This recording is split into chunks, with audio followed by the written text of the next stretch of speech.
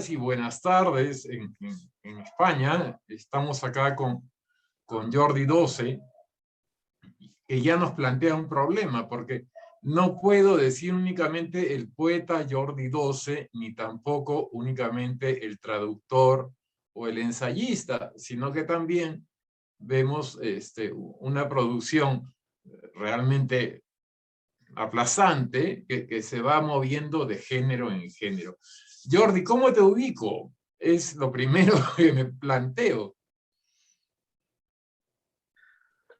Bueno, no lo sé, yo creo que todas esas facetas que tú has mencionado, que efectivamente está el traductor, está el editor, que ahora es algo que hago de manera profesional, pero que en su día, en su origen, surgió como, bueno, como un impulso natural, ¿no? Hace ya 30 años. Y está el crítico, a veces con mejor o peor fortuna, ¿no? En realidad, todas estas facetas yo creo que forman parte de una forma de entender el ejercicio poético y la actividad poética, ¿no? El centro, evidentemente, es la escritura y la creación, pero, pero yo nunca he podido entender o deslindar ese trabajo creativo de otras facetas, de otras actividades, ¿no? Que yo creo que la complementan, la completan y también me ayudan a discriminar críticamente lo que hago, ¿no? La poesía ocupa un lugar, bueno, pues es el lugar que ocupa es un lugar marginal, digamos, en el mercado del mundo y en la plaza pública y también en la estructura social. Entonces, para mí ha sido importante contribuir con mi trabajo como editor o con mi trabajo como traductor a ensanchar o intentar ensanchar de alguna manera ese espacio para la poesía, ¿no? Y creo que ese ensanchamiento he intentado, en la medida de lo posible, hacerlo no por la vía de la vulgarización o no por la vía de degradar el material con el que estoy trabajando, sino de intentar acercarlo a sus lectores naturales, intentar también educar, porque también durante muchos años he dado clases, y entonces, bueno, he dado talleres y he intentado, digamos, eh, hacer de mediador entre la poesía y aquellas personas que tenían una cierta inclinación hacia ella, ¿no? Y bueno, todo eso forma parte de ese mismo impulso, como digo, ¿no? Es un impulso de intermediación, es un impulso de acercamiento, de esclarecimiento, que también a mí me ha ayudado, ya para terminar, para, como digo, afinar mejor el tiro, es decir, orientarme mejor en mi trabajo creativo, ¿no? Mm. No sé si crear un proyecto personal literario, pero sí al menos no descubrir mediterráneos, ¿no? Trabajar con una cierta base crítica y un cierto fundamento. Pero no podríamos hablar de un proyecto, sino de distintas piezas que Ujú. terminan articulando un proyecto de vida más que un proyecto editorial. O sea, eso es... Sí, efectivamente es un proyecto de vida. Además es una vocación que empieza de manera muy natural y si quieres muy inocente, ¿no? Pero claro, y cuando yo pienso en mis comienzos como lector de poesía y como, bueno, como incipiente aprendiz de poeta, que por otra parte es lo que seguimos siendo, de manera natural en el círculo de amigos que fuimos configurando en esos años, me tocó a mí, de manera natural y prácticamente sin una decisión consciente, ser quien eh, coordinara la publicación de unos primeros cuadernos, de una revista. Es decir, ya de manera natural, con 20 años, me vi en esa función, ¿no? Porque otras personas no tenían ese interés, pero a mí sí me interesaba y bueno, pues de manera más o menos natural eso ha ido derivando en una actividad que ha terminado siendo profesional, ¿no? Pero que yo no puedo deslindar, al menos en mi interior, una cosa de la otra, ¿no? Todo forma parte, digamos, de ese trabajo y sobre todo de esa forma de relacionarme con el mundo, ¿no? No, En el- y la me poesía está parece en el centro de esa relación. interesante, me parece interesante en la medida de dos aspectos, y uno que se me está Mm, viniendo a la mente. Eh, todo este proyecto de vida me parece fundamental, puesto que no se trata de, y lo entrecomillo, del escritor que entierra la cabeza como si fuera un avestruz dentro de su propia obra, sino que en la construcción de su propia obra comienza a ser consciente de la dimensión del otro. Ahora me estoy acordando de un amigo en común, estoy recordando a Vicente Luis Mora, Sí. quien habla de la maldición de quien habla o escribe sobre la obra de los contemporáneos, termina a veces medio silenciado por ello. Y yo creo que en cierta medida en tu caso también se da eso. O sea, creo que la maldición vislumbrada por Vicente podría funcionar en la medida de que la propia dispersión de este proyecto de vida o comienza a emboscar al lector que está acostumbrado a un tono, que está acostumbrado a un género, que está acostumbrado a un discurso y a un estilo, Sí.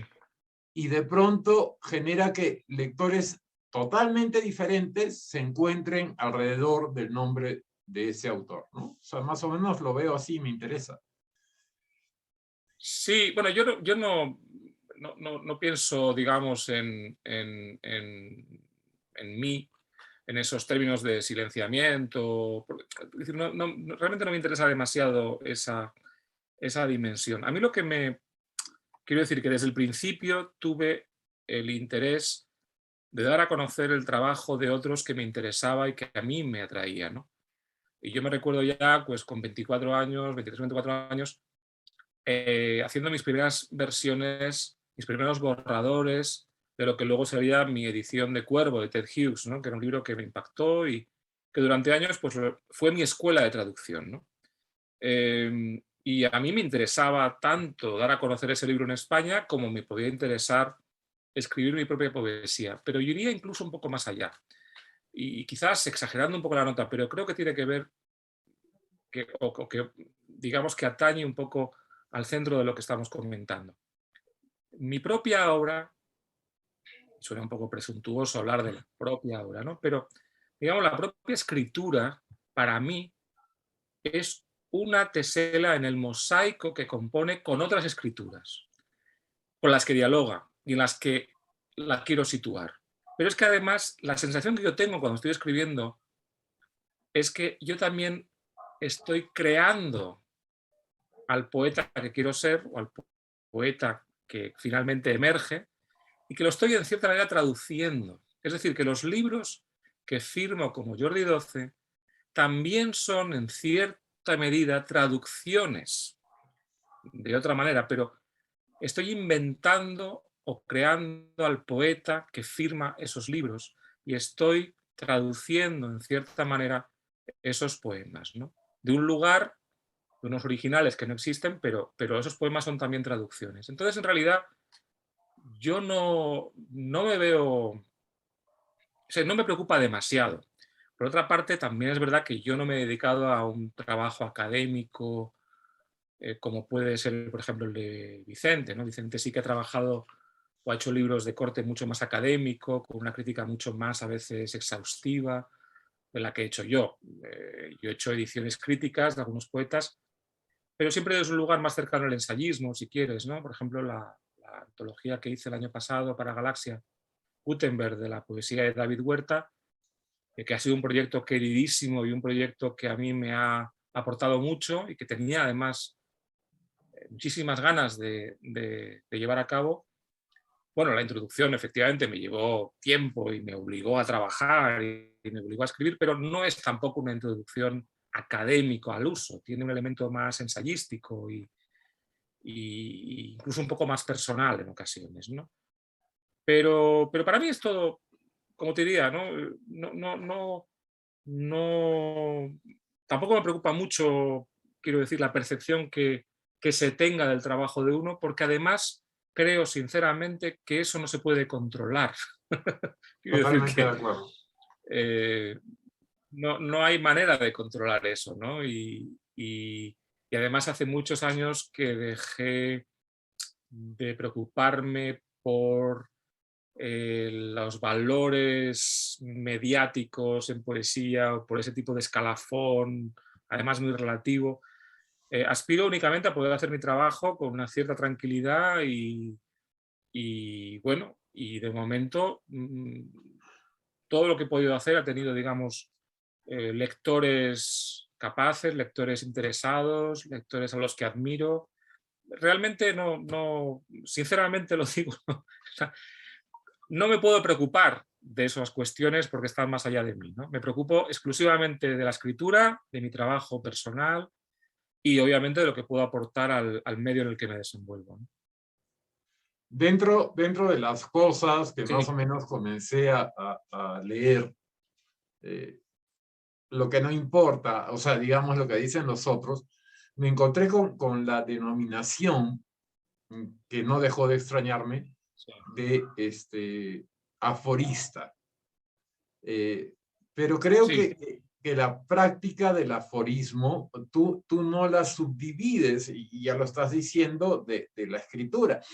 Sin embargo, esta noción del aforismo me parece interesante, porque ya dentro de las estructuras poéticas que planteas, diera la impresión que el aforismo está presente como una suerte de unidad oculta que subterráneamente va haciendo comunicar, o sea, se encabalgan, se comunican, se invocan, y entonces las estructuras, y esto para todos, también si hubiera interés en leer a Jordi, las estructuras que nosotros encontramos en estos textos que podrían parecer secos, que podrían parecer hasta parcos en ciertos momentos, terminan abriéndose conforme uno las lee. Y eso me parece sumamente interesante, ese desplazamiento de espacios dentro de ese pequeño contexto que termina siendo mucho más grande de lo que uno pudo haber imaginado. Ese trabajo de concisión me parece fundamental. sí, claro, yo de hecho en un libro que publiqué el año pasado, en Pretextos, todo esto será tuyo, hay una nota bastante extensa en la que hablo precisamente de que no me siento un aforista o no sé muy bien qué significa en mi caso ser aforista. Primero, además, es una palabra que al parecer tampoco existe todavía en el en el diccionario de la Real Academia, ¿no? Cosa que tampoco tiene mucha importancia porque acabará entrando. Yo creo que llegué al aforismo y el aforismo es importante en mi caso, digamos, en lo que sería la economía interna de mi escritura, ¿no? Ha habido siempre una atracción en mí por los libros fragmentarios, por los Ujú. libros hechos de pedazos, de trozos, por los libros incompletos, por las construcciones de ruinas, ¿no? Evidentemente esto lo podemos llevar también a mi interés por el romanticismo, pero en realidad eh, es casi algo mucho más sencillo y más inmediato. Es que me gusta mucho incluso visualmente cuando abro un libro. Me gusta ver espacios en blanco, me gusta ver líneas en blanco, me gusta ver frases aisladas. Ese tipo de, incluso de visualidad, me resulta, como digo, muy seductora, ¿no? Ya desde hace años. Eso por un lado. Y evidentemente, pues uno a veces replica, ¿no?, en su propia escritura pues aquello que le ha llamado la atención y que le atrae. Por otro lado, esos fragmentos en mí nunca han adoptado la forma de una escritura sapiencial, de la máxima, de la sentencia. Las frases nunca o rara vez han tenido, o al menos voluntariamente no he querido darles, ¿no?, un aire redondeado, cerrado sobre sí. Para mí esas frases tienen que ver más bien con esa dimensión un tanto irreducible, esa dimensión libre, arbitraria, espontánea de la escritura poética. Es decir, son más bien eh, rayonazos en el papel para ver. O sea, tienen Te que iba a ver decir eso, con... formas visuales, o sea, la escritura de determinadas Claro, imágenes. sí, efectivamente, y tienen que ver con el plantear enigmas al lector. O sea, son frases abiertas, son frases muy concentradas a veces y muy como digo, muy breves, muy concisas, muy apretadas, que a veces pueden ser un poco lapidarias o pueden ser un poco rotundas o tienen ese aire, pero en realidad lo que intentan es abrir campo, no cerrarlo, y Claro, no dejar nada fogonazos. labrado en piedra, sino que para mí es como un espacio de libertad. Y es un espacio también donde yo puedo sorprenderme a mí mismo. Es decir, esto es algo muy hermoso que cuenta Canetti en un texto que tiene, titulado El interlocutor cruel, que es un ensayo sobre diarios, agendas, ¿no? Cuadernos de notas, etcétera, etcétera. Y él distingue un poco entre los diferentes, pues entre el cuaderno de notas, entre la agenda y el diario, ¿no? Y para el cuaderno de notas, y es algo que yo tomo de él, es el lugar donde uno puede sentirse libre, escribir cualquier cosa. Veo que la conexión está un poco inestable, quizás. ¿Se Eh, me oye te, bien? te- te escuchaba perfecto. Todo perfecto, sí, yo también. Vale, vale, es que ha salido aquí ahora donde, donde uno puede escribir frases sin pensar. Hay un elemento, no diría de escritura automática, pero sí de cierta falta de deliberación, de cierta inconsciencia, de cierto arrojo temerario, ¿no?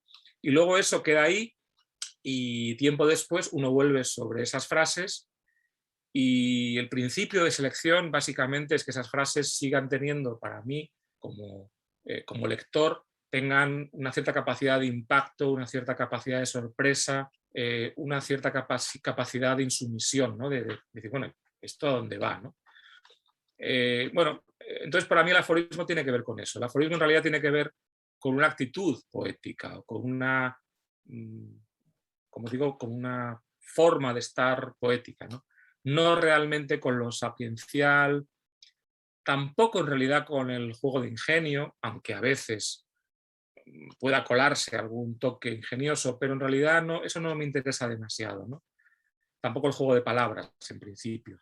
Intento evitar ese tipo porque no me parecen tan productivos poéticamente hablando, o me parecen más propios, bueno, pues no sé, no acabo de... No, y en la medida que sometes, en la medida que desplazas ese aforismo como pieza única a ese otro laboratorio que podría ser el poema, ahí estás relativizando un poco la sapiensalidad y lo definitivo que podría tener. Entonces, ahí me parece que eso que se podría asumir como sabido, como aprendido, termina transformándose en algo incierto, que es Claro. otra de las características que planteas, ¿no? Sí, de hecho, ahora pensando un poco en voz alta, me doy cuenta de que en algunas secuencias poéticas, por ejemplo, estoy pensando en los monósticos, que es una secuencia que cierra mi libro No estábamos allí. Era una secuencia que tenía un aire vagamente narrativo, que por otra parte es bastante habitual en mis poemas últimos, que hay un elemento narrativo, pero ese elemento narrativo tiene que dialogar con versos que tienen ese carácter un poco aforístico, ¿no? Ujú. Entonces el aforismo cierra, digamos, desde el punto de vista rítmico, ¿no? Y sintáctico, porque son versos cortos, son versos bastante tensos y muy concisos, pero también intentan abrir, porque todo queda un poco en un digamos, en un cierto misterio, ¿no? Eh, eh, eh,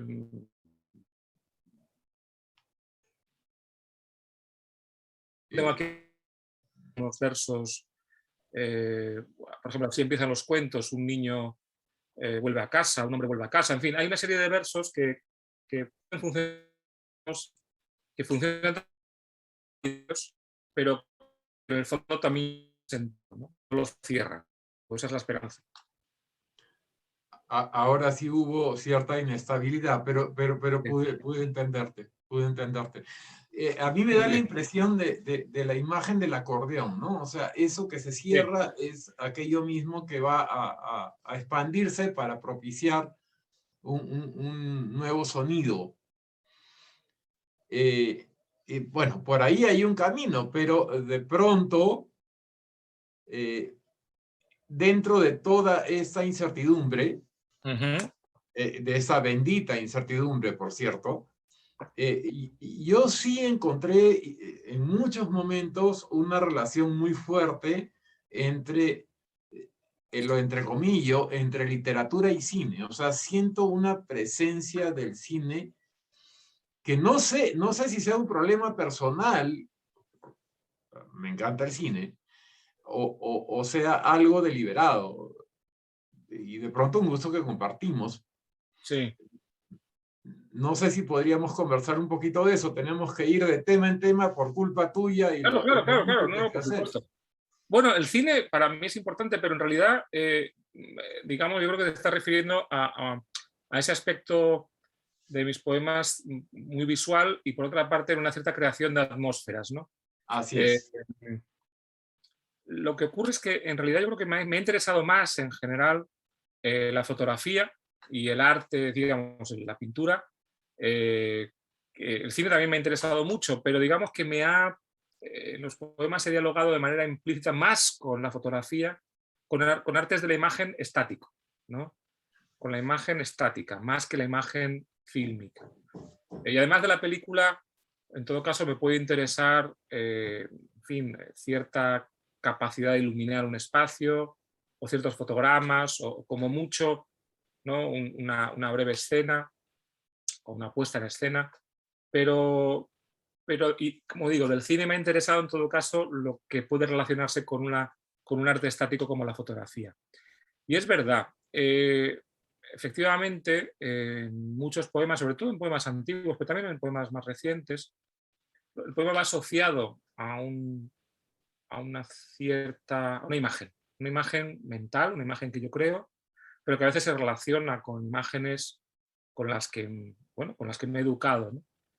Y por otra parte, tengo la sensación, y esto es algo que incluso ha surgido en algún comentario crítico sobre mis poemas, que es que los poemas son como los sondeos del instante, es decir, se fijan en un instante y luego lo van como escarbando en ese instante, lo van abriendo, ¿no? Y van sacando como depósitos de tiempo que están almacenados en un instante, ¿no? En cierto momento, en cierto modo, tienen algo un poco de alucinación controlada, porque es esa manera, por ejemplo, que tiene, por ejemplo, un narrador al que vuelvo una y otra vez y que yo creo que también me ha influido en algunos aspectos. No pretendo compararme con él, pero realmente es alguien al que he leído con mucho fervor en momentos de mi vida, es Peter Handke, ¿no? Uh-huh. Y Peter Handke tiene ese elemento un poco de sonambulismo lúcido, ¿no? Es una especie de flaner que va por el mundo y que está muy atento a todo, pero al mismo tiempo cada momento de percepción es infinito, ¿no? Potencialmente infinito, ¿no? Y se fija en las pequeñas cosas. Yo creo que hoy leí, no sé, una frase que me emocionó bastante, que decía, cuidar lo pequeño nos permitirá salvar lo grande, ¿no? Y yo creo que por ahí van un poco los tiros también, ¿no? Una cosa que me ha traído mucho de Handke, por ejemplo, es eso, ¿no? Esa atención a las pequeñas cosas, a los pequeños fenómenos, con la sospecha de que eso es lo que nos va a permitir salvar a veces lo grande, ¿no? Salvar a veces, en fin, un tipo de relación humana, un tipo de atención al mundo, sin la cual pues difícilmente podríamos seguir estando aquí, ¿no? Fíjate qué curioso. Yo opté por el cine, opté por denominar cine, puesto que estaba pensando mucho en Wenders. Y Claro. ahora ya cuando me hablas de Handke ya terminas... Bueno, efectivamente hay un tipo de Wenders, bueno, el Wenders de falso movimiento o el Wenders obviamente de París, Texas, ¿no? Que yo creo que es una película que también por una cuestión generacional, ¿no? Es una película que veo cuando tengo 20, 21 años, ¿no? Y pues me impacta bastante, ¿no? Y luego el Wenders último, pues no sé, por ejemplo, la película sobre Pina Bausch, que me pareció una hermosa película, ¿no? Y luego tuve la suerte, fíjate, esto sí que, de que el Círculo de Bellas Artes, cuando yo trabajaba en el Círculo de Bellas Artes como precisamente coordinador de edición, tuvimos la suerte de hacer una exposición fotográfica de Wim Wenders, precisamente, y de hacer un catálogo con esas imágenes. Entonces fue un placer volver sobre fotogramas y volver sobre imágenes fotográficas de Wenders que remitían a sus películas, ¿no? Pero claro, evidentemente, Hanke está ahí, ¿no? Muy presente en la colaboración con Wenders, ¿no? Sí. Ahora, Jordi, yendo un poco Sí. al contexto de desarrollo, hay una denominación que a ti te para los pelos tanto como a mí, que es aquella de lo generacional, sobre lo que también has escrito, felizmente. Sí. Sin embargo, tengo que hablar de lo generacional, lo estoy entrecomillando, para acercarme un poco al contexto al cual quería referirme. No sé por qué tengo la impresión que tú perteneces, siempre entrecomillando, a una generación que comienza a establecer una serie de relaciones del poema con lo otro. O sea, no del poema hacia adentro, sino del poema como un elemento vinculante. Estoy pensando en varios trabajos, estoy pensando en los de Marco Cantelli, en los de Benito del Pliego, en los de Olga incluso. Entonces, es hasta cierto punto una ruptura conceptual con ese poema tradicional, bonito, hermoso, para recitar. O sea, ¿podría ser una característica de generación o crees que más bien se circunscribe a solamente un grupo? No sé, te lo pregunto sinceramente, ¿no? Con el ánimo de generar controversia. Sí. Pues no te sabría decir muy bien. De hecho, al menos en mi caso personal, sí que hay una inflexión, hay un momento de inflexión en el momento en que vuelvo a España, a principios de los años, bueno, en el año 2000. Yo creo que hay un elemento también importante y es que yo residí durante 8 años, bueno, con algunos periodos vacacionales en España, pero en realidad la mayor parte del tiempo residí en Inglaterra, ¿no? Y allí, bueno, pues estudié, hice algunos trabajos académicos, fui profesor y durante esos 8 años trabajé un poco aislado del medio literario español, es decir, que no, eh, prácticamente hasta el año 2000 no había tenido la oportunidad de leer mis poemas en voz alta, ¿no? Yeah. Y de recitarlos. Y la experiencia del recitado, precisamente, fue la que me apartó definitivamente de la tentación del poema, como dices tú, relindo, ¿no? Del poema bien cerrado, de aquel poema que decía Juan Ramón Jiménez, lo llamaba redondo cerrado, ¿no? Así es. Es decir, que precisamente el hecho de tener que leer los poemas en voz alta me ayudó a abrir el poema, a volverlo es decir, a que fuera, digamos, una experiencia más colectiva, pero más abierta y incluso a desflecarlo, a que los hilos se soltaran. Es decir, si yo analizo un poco la poesía que escribí en los años 90, una poesía que escribí cuando era muy joven, hay algunos poemas con los que sigo estando de acuerdo, pero si algo me, me aleja de esa poesía es que todo está demasiado atado y bien atado.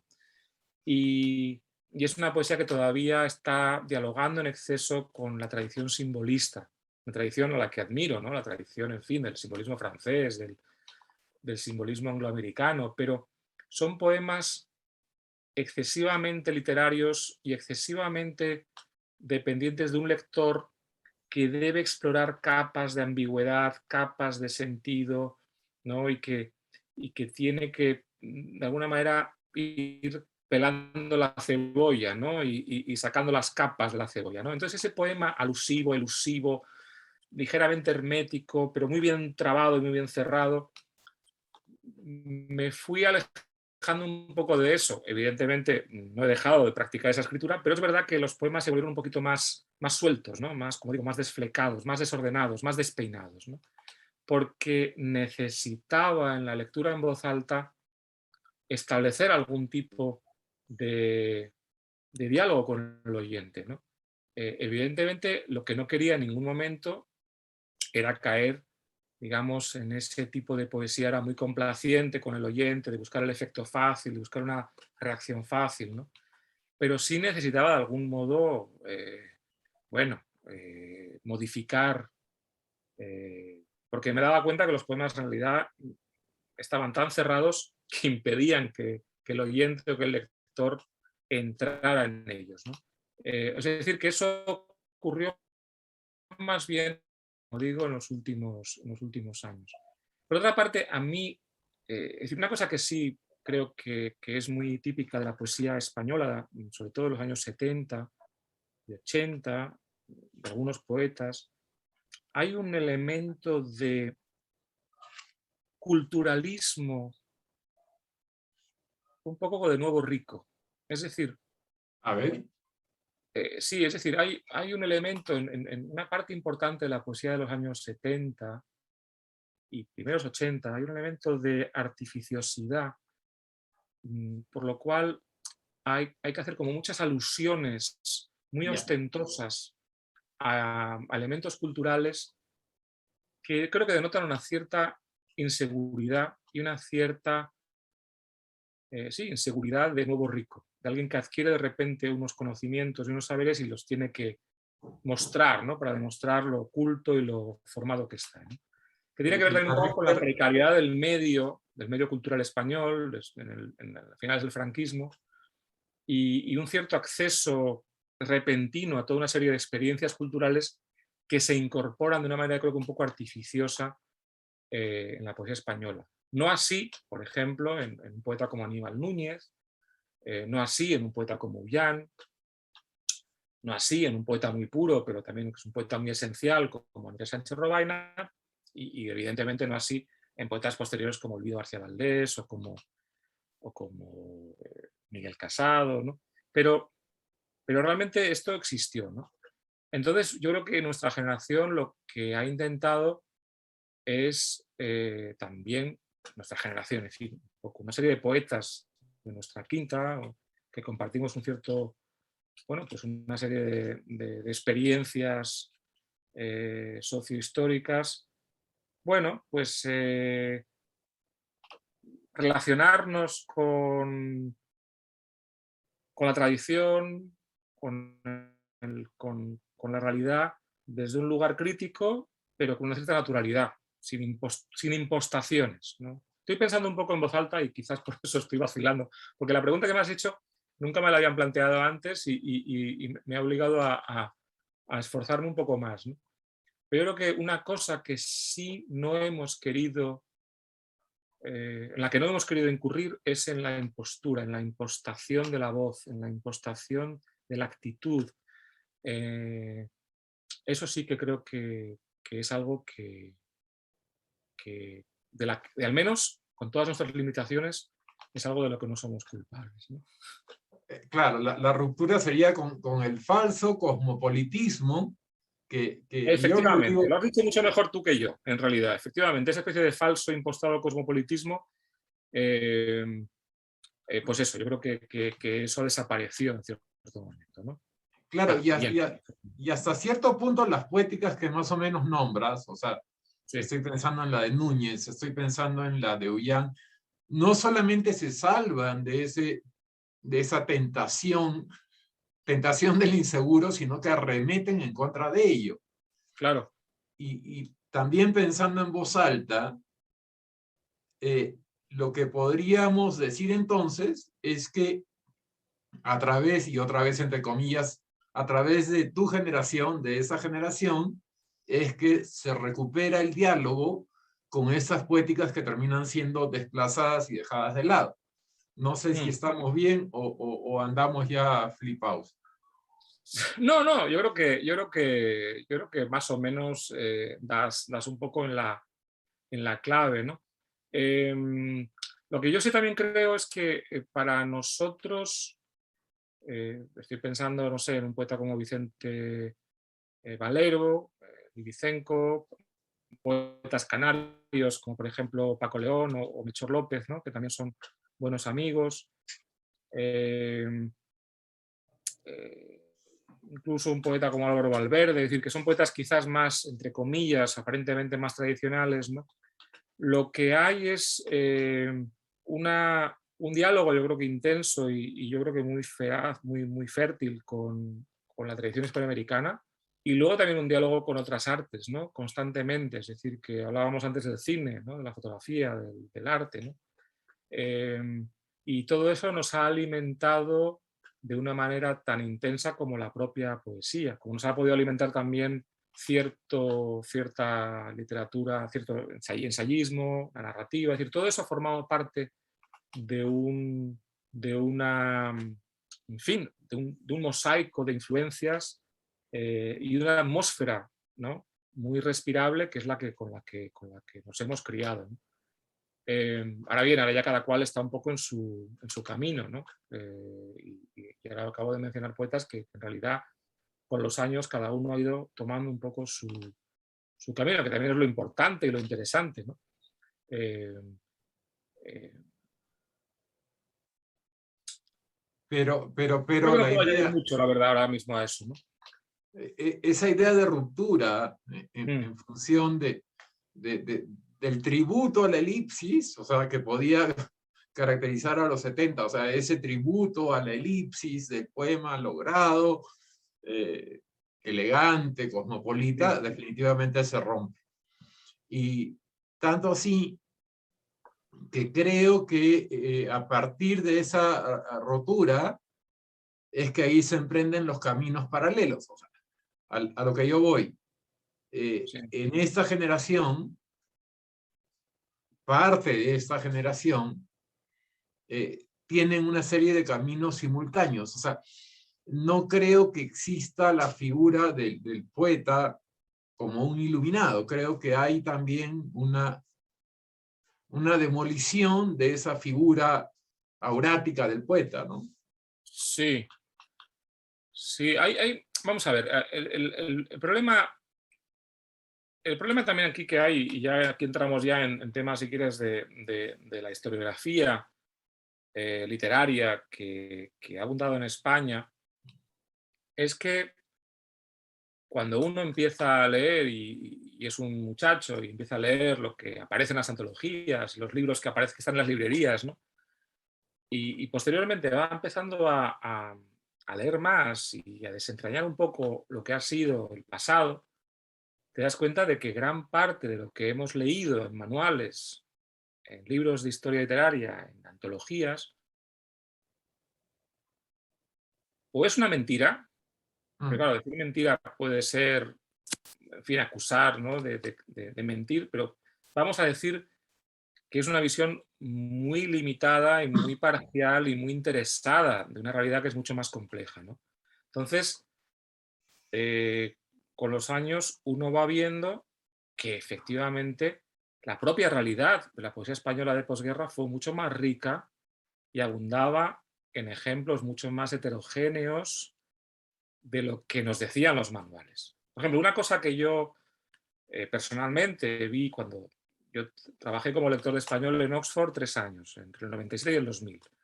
Bueno, y una parte importante del trabajo que tenía que hacer en ese momento de académico era, bueno, consultar una serie de revistas, facsímiles de revistas clásicas de la posguerra española. Y de repente, cuando uno va a esas revistas, se da cuenta de que esas revistas eran mucho más ricas, eran mucho más diversas y publicaban a más poetas de lo que luego las historias al uso han dicho. Por ejemplo, un poeta como Cirlot o un poeta como Carlos Edmundo de Ori publicaban en muchísimas revistas. Sus libros aparecían. El problema es que esos libros eran sistemáticamente ignorados por la crítica normativa, pero que ellos escribían y publicaban, todo el mundo sabía quién era Cirlot, todo el mundo sabía quién era Carlos II de Dori, la gente que sabía. Pero aún así, digamos que no acababan de... No les acababan de dar el paso. Por ejemplo, yo que he trabajado un poquito los diarios de Ángel Crespo, que es otro gran poeta de la posguerra española, o cuando uno va a los libros que Ángel Crespo publicó en los años 50 y 60 en España, se dan cuenta que ahí hay un realismo mágico, una renovación del simbolismo, de una riqueza y de una potencia visionaria, y que eso no aparecía en los manuales, había sido echado a un lado, ¿no? Entonces también la obligación de uno, a medida que van pasando los años, es intentar en la medida de lo posible ayudar a desbrozar, a limpiar ese pasado, ¿no? Y bueno, e incorporarlo a la tradición. ¿No? Es decir, no, señores, la tradición que ustedes nos dicen que es la tradición está dejando fuera todo esto, ¿no? Entonces, bueno, también este ha sido un poco el trabajo que de manera, porque claro, yo no soy universitario, no soy profesor universitario, no soy investigador universitario. Ese trabajo lo puedo hacer modestamente desde mi pequeño lugar como poeta y crítico, ¿no? Pero hice una antología de la poesía primera de Ángel Crespo donde uno ve claramente que hay unos tonos que a mí me parecen verdaderamente muy notables, ¿no? Y muy fértiles todavía. Entonces, bueno, no sé si he respondido a tu pregunta, pero en realidad, al intervenir en ese pasado, uno espera que también el presente, Claro. ¿no? Y entonces, lo que también ves es que el mal, es decir, hay un mecanismo que ya se instauró durante muchos años, durante décadas, que es la de ir historiografiando el presente tal cual sucede, que ha sido uno de los grandes males de la crítica española en todos estos años, ¿no? Yo creo que, en fin, da la impresión, o uno sospecha, que ese mal se instaura más o menos en los años 30 del siglo pasado con las antologías que hizo Gerardo Diego, ¿no? Que crearon un modelo que se fue repitiendo, las antologías de Castellet, todas las antologías de los años 70 y 80 y 90, que salían antologías cada 2 años, ¿no? Y que pretendían historiografiar en tiempo real el presente, ¿no? Y eso es absurdo, ¿no? Claro, ese trabajo no era inocente, era un trabajo que lo que intentaba era condicionar sobre la marcha el desarrollo de los acontecimientos, ¿no? Entonces, bueno, si tú no entrabas en ese juego, evidentemente salías perjudicado. Eso me preocupó en su momento, pero ya dejó de preocuparme en el sentido de que dejó de preocuparme a nivel personal. Lo que sí me ha preocupado es que eso ha instaurado, digamos, un modo de hacer, una forma de abordar la creación poética que lo que busca es en todo momento escuelas, grupos, antologías, ¿no?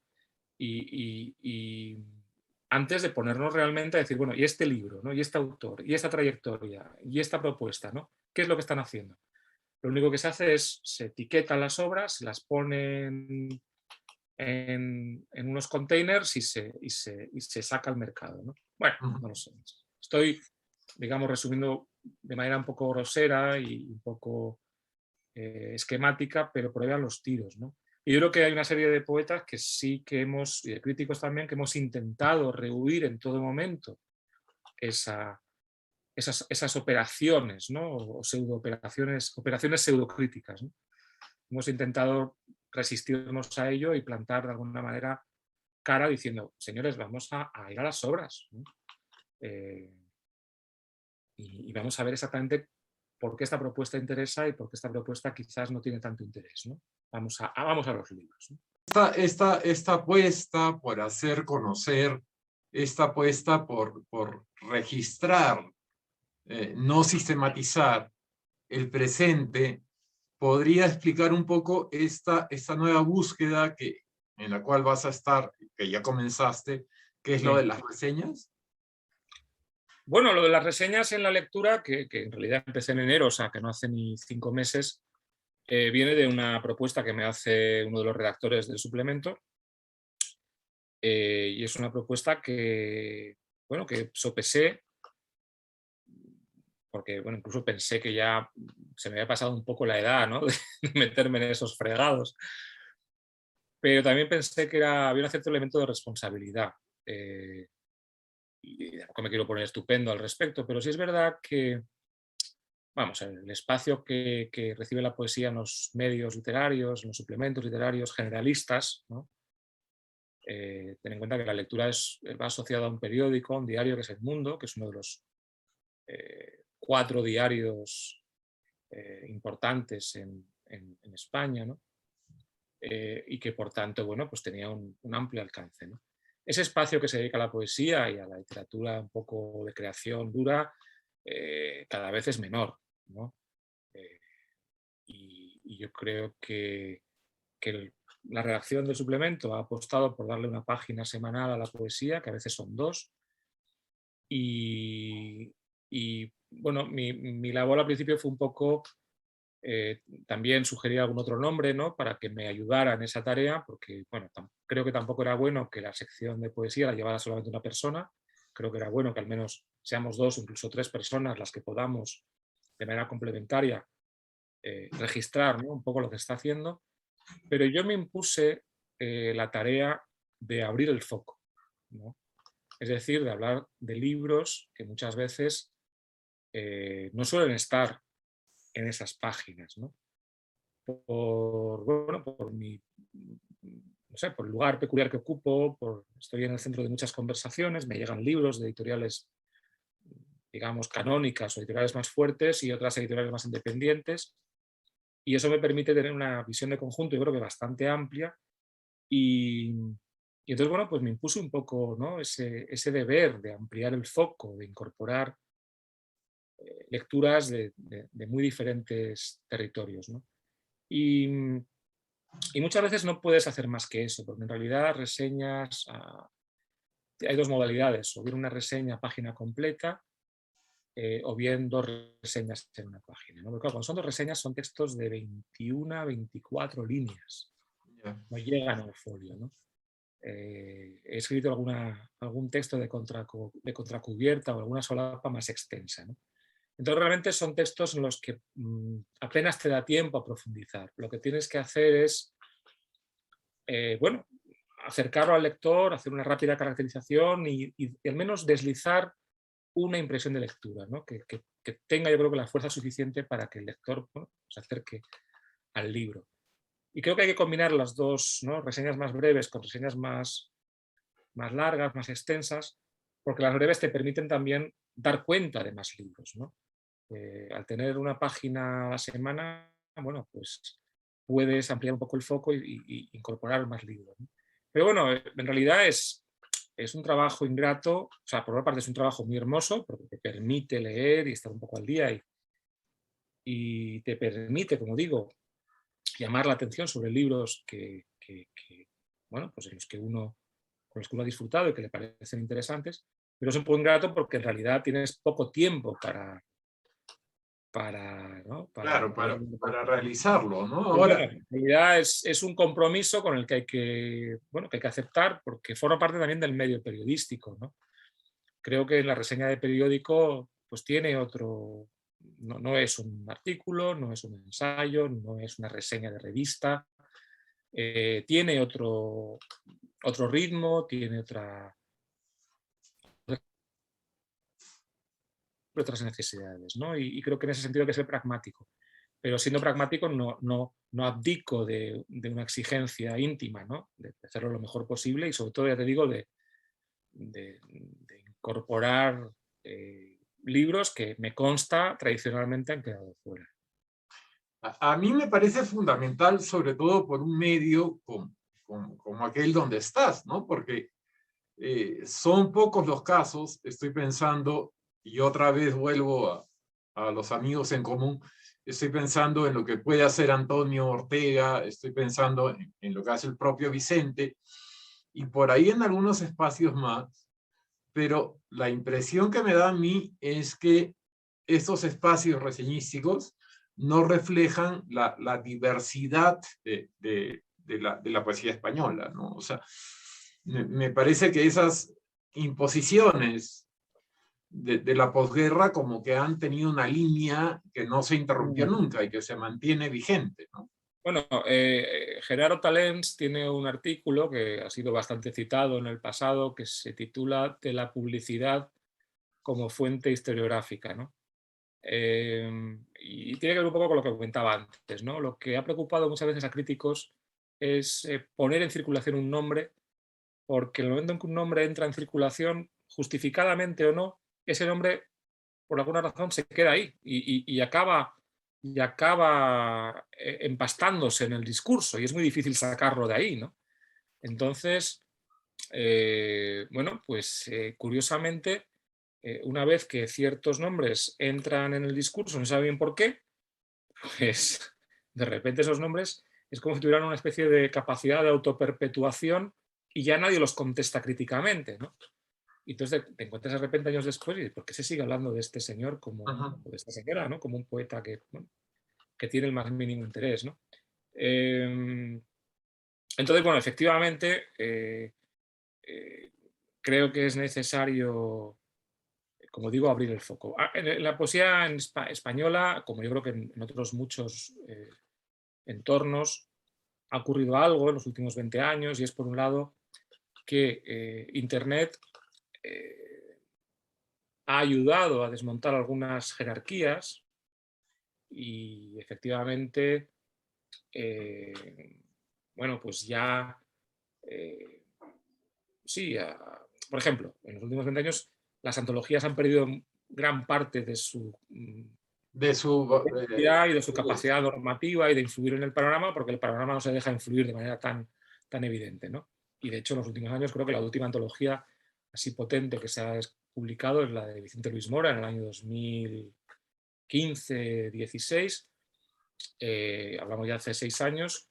Y bueno, tuvo yo creo que un cierto impacto, pero en realidad ya no por la calidad de la antología, que creo que es una antología muy, muy notable, pero ya no tiene esa capacidad, ¿no? Y luego también se ha abaratado mucho la producción de libros, es decir, que es muy posible crear una pequeña editorial independiente con pocos medios, con un presupuesto limitado, pero que sea influyente, ¿no? Y esto está ocurriendo ya con varios sellos.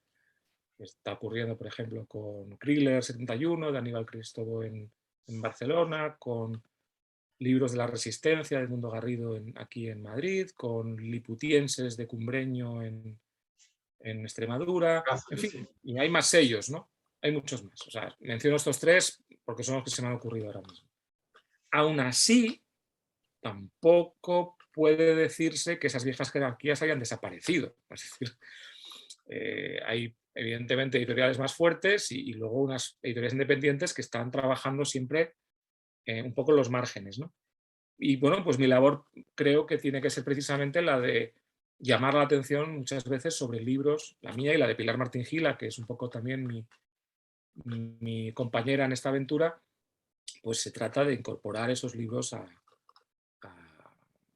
al discurso crítico central que opera en esos periódicos, ¿no? Y Eso, efectivamente Antonio Ortega está en Babelia, pero también Antonio pues cada vez está, bueno, cada vez tiene menos posibilidad, ¿no? Cada vez tiene menos capacidad para aparecer en esas páginas, ¿no? Del País. Por eso desgracia. y abrir el diálogo, ¿no? Porque dentro de las personas que nos han visitado, una cosa que hablamos y decimos siempre es que el diálogo entre España y América Latina hasta hace algunos años era prácticamente un concierto de autistas, ¿no? Mm. Sí, sí. Bueno, yo creo que eso también ha sido interesante o importante Internet. La verdad es que en ese sentido ha sido una revolución, ¿no? El hecho mismo de que nosotros estemos pudiendo dialogar, ¿no? En tiempo real a través de este medio, pues es algo impensable hace años, ¿no? Yo recuerdo los años 90, finales de los 80, primeros 90, en torno a los actos de conmemoración del 500 aniversario del descubrimiento de América, ¿no? Que coincidió con las Olimpiadas de Barcelona, con la exposición de Sevilla. Hubo una serie de fondos, el Ministerio de Cultura o los Asuntos Exteriores fomentó la publicación de libros de poesía latinoamericana, hispanoamericana, en la editorial Visor, ¿no? Y yo creo que en aquellos años, estoy hablando del año 88, 89, 90, 91, 92, nos alimentábamos de aquello. Básicamente, solamente podíamos acceder a la poesía latinoamericana en algunas ediciones académicas de cátedra, muy poquitas, y de nombres indiscutibles tipo Vallejo o Huidobro, ¿no? Paz, quiero decir. Luego, en los libros de la colección de poesía de Visor, donde de repente podías leer a Martín Adán, podías leer a Zurita, ¿no? Podías leer de repente a poetas tanto vivos como muertos en los últimos 50 años, y aquello era un descubrimiento para nosotros, ¿no? Verdaderamente era una aventura. Y posteriormente ya también Pretextos empezó a publicar algunos poetas, ¿no? Pero a lo largo de los años 80 y 90 de eso nos alimentábamos. Pero lo que resultaba muy curioso, hablando con algunos poetas de mi quinta, es que daba la impresión de que, ¿no? Y también pasaba con la poesía traducida de otros idiomas, ¿no? La gente leía aquello, pero luego al escribir no pesaba. Ajá. No pesaba. Es decir, yo recuerdo que ya en los años 90 y 2000, ¿no? Me encontraba con algún poeta joven que me decía: oye, me ha encantado tu traducción de Charles Simic, o me ha encantado tu traducción de Silvia Plath, o en fin, de algún poeta de lengua inglesa. Y luego, sin embargo, cuando yo leía lo que escribía, pues escribía, digamos, muy pegadito a una tradición muy clásica española, muy cercana, pues yo que sé, a Francisco Brines o a... Entonces decía, pero vamos a ver, si usted está leyendo todo esto, está leyendo a poetas latinoamericanos, está leyendo a poetas extranjeros, luego lo que usted escribe es como si todo eso no pesara, no existiera, no estuviera en su horizonte de escritura, ¿no? Había una cosa como una especie de disociación muy curiosa, ¿no? Eso, por fortuna, yo creo que ha ido desapareciendo, ¿no? Y ya no está ahí. Pero era algo muy, muy evidente, ¿no? Y bueno, entonces, volviendo un poco a lo que me preguntabas, efectivamente, en los últimos 10, 15, 20 años se han ido abriendo esos espacios de comunicación de poetas latinoamericanos que están publicando en España, de poetas españoles que están publicando en otros países latinoamericanos, que están yendo a festivales de poesía, que se comunican, que tienen, digamos, una interlocución, ¿no? Bueno, ciertos poetas, porque no siempre, pero bueno, al menos los que a mí me interesan, al menos por lo general se da esa circunstancia, que aquellos que me interesan más son aquellos que precisamente dialogan más con otras tradiciones, ¿no? Bueno, yo creo que como conversa podemos darnos por contentos y bien servidos dentro de todas las vorágines que nos rodean. Yo te quiero agradecer muchísimo, Jordi, el hecho de haber estado acá, de poder reencontrarnos, aunque sea de a ratos, que también es importante. Y bueno, seguiremos con la conversación, no necesariamente en un espacio público, pero creo que se mantiene intocable e intocada. Pues ojalá sea así, ojalá te veamos pronto por acá y que ese país ya no sea tan imaginario, Oye, que se sí vuelva un creo poquito que más real y ese más título terminó palpable. siendo kármico. Sí, hay que tener, bueno, las palabras tienen esa propiedad mágica, ¿no? Son capaces de convocar realidad, o sea bueno, que ojalá. Muchísimas gracias por invitarme, bueno, por conversar conmigo, por invitarme a conversar y, como digo, ojalá nos veamos pronto.